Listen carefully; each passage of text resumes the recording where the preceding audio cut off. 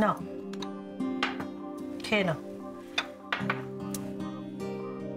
মা, বলছি কি একটা চামচ হবে? আসলে আমার ডান হাতটা তো কেটে গেছে, আর হাত দিয়ে খেলে খুব জ্বালা করতো, তাই। কাটলো কি করে? প্র্যাকটিসের সময় কেটে গেছে মা।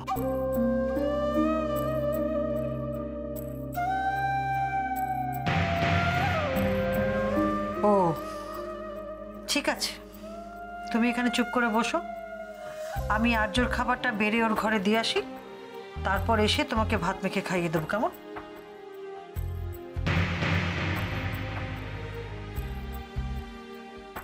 স্যার, আপনি এখানে বসে খাবেন না?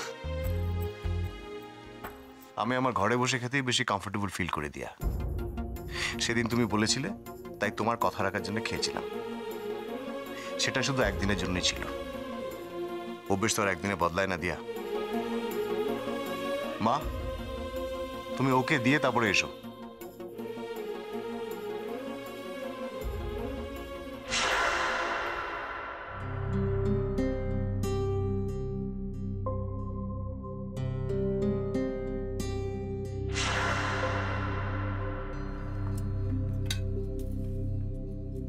দেখলে তো, মানুষের অভ্যেস একদিনে পাল্টায় না, সময় লাগে। এই যে তুমি মাছের কাঁটা বেছে খেতে পারো না, সেই অভ্যেসটা কি একদিনে বদলাতে পেরেছো? এখনো তোমাকে মাছের কাঁটা বেছে খাইয়ে দিতে হচ্ছে। নাও, হাঁ করো।